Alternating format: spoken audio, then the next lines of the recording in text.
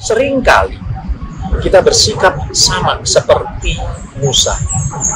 Sadarkah, seringkali kita hanya mau menjadi umat Tuhan yang menikmati berkat Tuhan saja, tetapi tidak mau menjadi rekan sekerja atau alat Tuhan.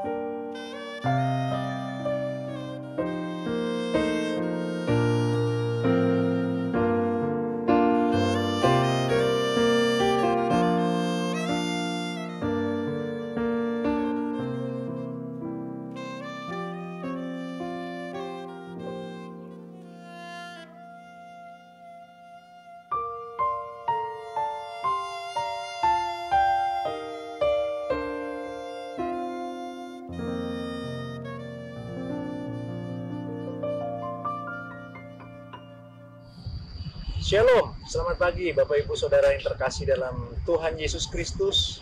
Kembali kita bertemu lagi di acara Close to You pada pagi hari ini. Sebelumnya, mari kita tundukkan kepala, kita berdoa. Bapa di surga, terima kasih atas pagi yang begitu indah. Tuhan memberkati kami, dan kami percaya Tuhan saat ini Engkau mau memberkati kami melalui rema firman Tuhan. Firman yang sangat kami butuhkan untuk kami boleh dapat bertumbuh, menjadi dewasa di dalam rohani, dan lebih lagi mengasihi Tuhan. Terima kasih ya Tuhan. Kau berfirman saat ini, kami mau duduk diam untuk menerima berkat dengan ucapan syukur. Di dalam nama Tuhan Yesus kami sudah berdoa. Amin. Rema firman Tuhan pada Close to You saat hari ini, kita akan menerima berkat firman Tuhan dengan judul, Kita adalah utusan Tuhan. Kita seringkali berpikir sebagai seorang yang Kristen, kita hanya berpikir kepada berkat, berkat, dan berkat. Tapi kita lupa untuk apa Tuhan memberkati kita. Bagaimana selanjutnya kita sebagai anak Tuhan menjadi wakil Tuhan, menjadi rekan sekerja Tuhan di dalam kehidupan dunia ini. Kita akan membahas mengenai Musa. Hal ini tercatat di dalam kitab Keluaran 3 dan Keluaran 4. Bapak dan Ibu bisa membacanya di rumah tentang kisah dari Musa. Musa adalah orang yang sudah direncanakan Tuhan. Sejak dari kelahirannya, ketika Masih bayi, Musa sudah diarung di sungai di mana ada perintah dari Raja Firaun untuk membunuh setiap anak laki-laki dari bangsa Ibrani. Saat itulah Musa diangkat dari air oleh putri Firaun dan disebut namanya Musa, artinya diangkat dari air.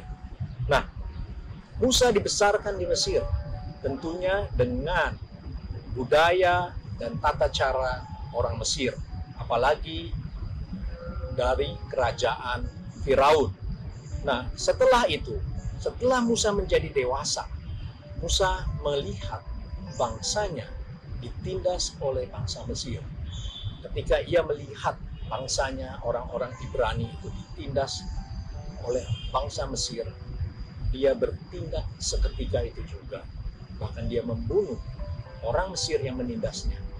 Hingga Musa lari dari Mesir. Musa lari ke Midian, dan dalam pelariannya itu Musa bertemu dengan seorang imam yang memiliki anak. Imam Midian memiliki anak yang bernama Zipora, dan Musa menikah di sana. Ketika Musa menggembalakan kambing domba, disitulah Tuhan menemui Musa. Pada saat Musa ke Gunung Horeb yang kita kenal sebagai Gunung Sinai, Tuhan menemui Musa di dalam semak yang terbakar. Tuhan memperhatikan, Tuhan mendengar seruan dan mengetahui penderitaan dari umatnya Israel di dalam penindasan bangsa Mesir. Oleh sebab itu Tuhan mengutus Musa, dan dari saat itulah Musa bertanya kepada Tuhan. Kita baca di Keluaran 3 ayat yang ke-11. Keluaran 3 ayat yang ke-11. Tetapi Musa berkata kepada Allah, "Siapakah aku ini? Maka aku yang akan menghadap Firaun dan membawa orang Israel keluar dari Mesir." Musa bertanya, "Siapakah aku ini?" Dalam hal ini, sadarkah kita pun sering melakukan bertanya kepada Tuhan ketika Tuhan mau mengutus kita, "Siapakah aku ini, Tuhan?" Seorang yang harus berkata-kata kepada pimpinan, seorang yang harus berkata kepada orang yang jauh lebih besar jabatannya dari kita.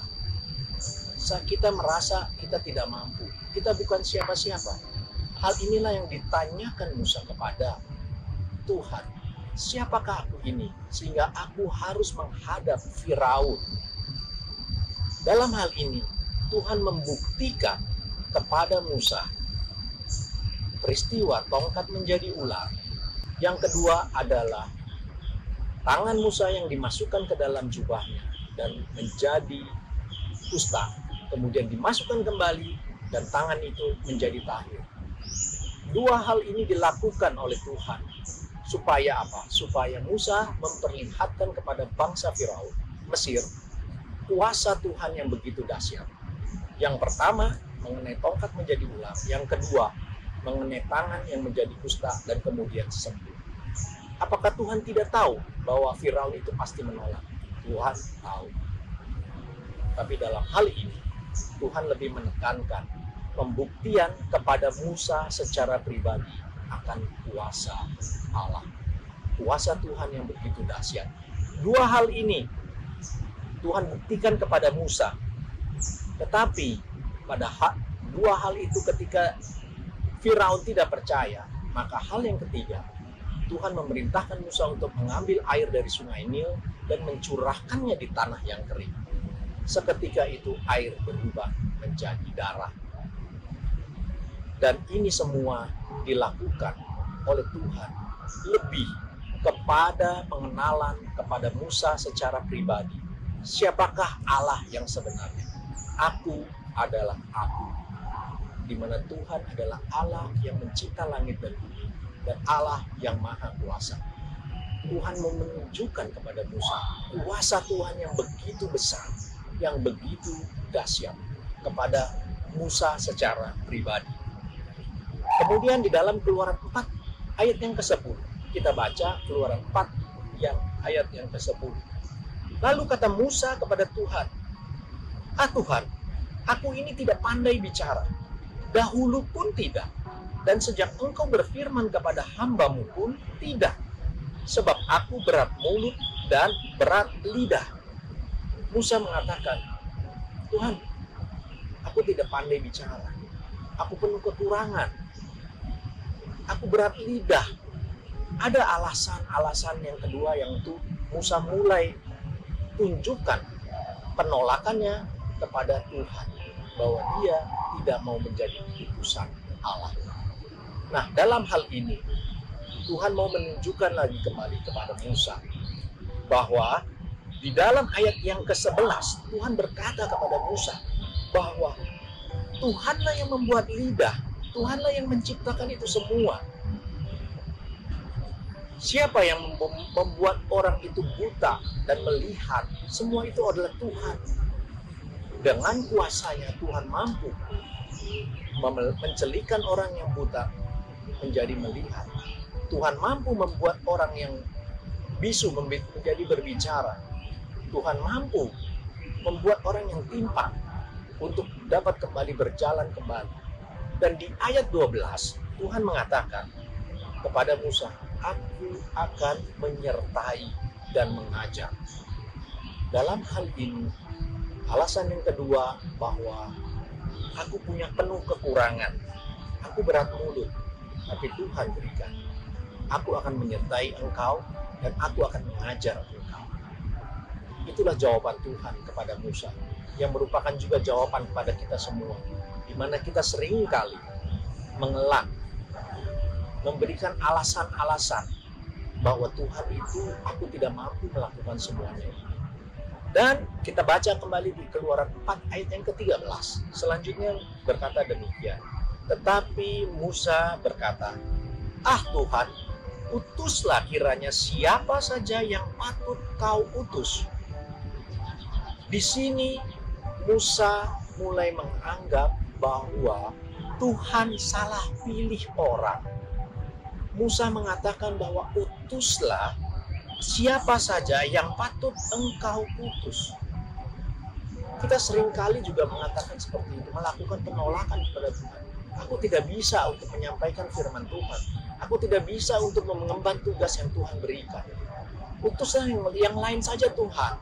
Mungkin ada banyak hamba-hamba Tuhan yang memiliki talenta yang jauh lebih besar. Tapi Tuhan katakan, Tuhan akan menyertai dan Tuhan akan mengajar. Jawaban Musa yang ketiga ini membuat Tuhan menjadi marah. Tapi Tuhan dengan kasihnya, Tuhan mengutus Harun, kakaknya yang orang Lewi itu, untuk mendampingi Musa. Dari 3 hal yang kita bisa tahu, seringkali kita bersikap sama seperti Musa. Sadarkah? Seringkali kita hanya mau menjadi umat Tuhan yang menikmati berkat Tuhan saja, tetapi tidak mau menjadi rekan sekerja atau alat Tuhan untuk memberitakan Injil. Kita hanya ingin diberkati Tuhan. Kita hanya fokus untuk keperluan kita pribadi. Kita akan sering mengatakan, siapakah aku ini Tuhan? Orang yang tidak memiliki kemampuan. Tuhan utuslah yang lain yang lebih jago, yang lebih pandai dari kita, yang lebih mampu dari saya. Disinilah tanpa kita sadari, kita menolak untuk menjadi utusan Tuhan di dalam kehidupan kita, dimanapun kita berada. Nah, dalam hal ini, melalui firman ini, biarlah kita disadarkan oleh Tuhan. Tuhan tidak melihat siapa kita ini. Dia tahu kekurangan kita. Saat ini, Tuhan butuh orang yang mau. Tuhan butuh orang yang taat. Maka, ketika kita mengatakan, inilah aku Tuhan, utuslah aku. Maka dia akan menyertai kita. Dan dia akan melengkapi kita. Sehingga kita dapat menjadi garam dan terang dunia dimanapun kita berada. Baik di dalam lingkungan sekolah, di dalam lingkungan pekerjaan, di dalam lingkungan keluarga, maupun di dalam lingkungan gereja kita. kita dapat diterima di dalam masyarakat, menjadi penggaram dan terang, sehingga firman Tuhan, keselamatan itu bisa diberitakan. Demikian terima firman Tuhan, hendaklah kita sadar dan kita mau mengatakan, inilah aku Tuhan, sertai aku dan lengkapi aku, maka aku akan menjadi salah satu utusan Tuhan di dalam kehidupan. Amin. Tuhan Yesus memberkati. Mari kita tundukkan kepala, kita berdoa. Bapa di surga, terima kasih berkat firman Tuhan ini mengingatkan kami kembali, supaya kami tidak lagi fokus kepada individu kami. Kami tidak fokus lagi mengenai kepentingan pribadi kami. Kami tidak hanya fokus selalu berkat, tetapi kami diberkati Tuhan untuk dapat menjadi berkat bagi banyak orang. Terima kasih ya Tuhan, biarlah Tuhan terus menumbuhkan iman percaya kami, dan Tuhan melengkapi, menyertai kami, sehingga kami menjadi alat-Mu dalam kehidupan ini. Terima kasih ya Tuhan, di dalam nama Tuhan Yesus kami sudah berdoa dan mengucap syukur. Haleluya, amin. Demikian rema firman Tuhan melalui acara Close to You kali ini. Sampai jumpa di acara Close to You yang akan datang, dan tetap semangat. Tuhan Yesus memberkati. Close to You.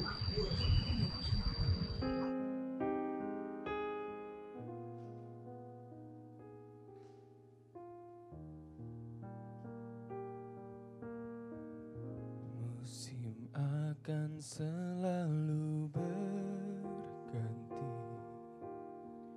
kasih Tuhan tetap abadi,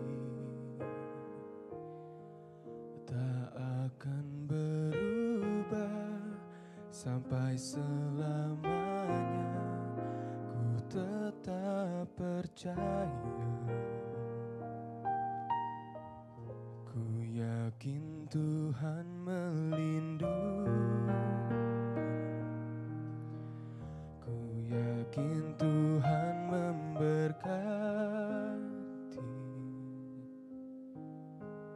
Burung di udara Tuhan pelihara, karena kasih-Nya. Tuhan selalu menolongku, selalu menjagaku, sehelai di rambutku tak akan terjatuh tanpa seizin-Mu. Tuhan selalu menolongku, selalu menjagaku. Dia mengenyangkanku dan peliharaku seumur hidupku. Tuhan selalu menolongku, selalu menjagaku, sehelai di rambutku tak akan terjatuh tanpa seizin-Mu. Tuhan selalu menolongku, selalu menjagaku. Dia mengenyangkanku dan peliharaku seumur hidupku. Dia mengenyangkanku dan peliharaku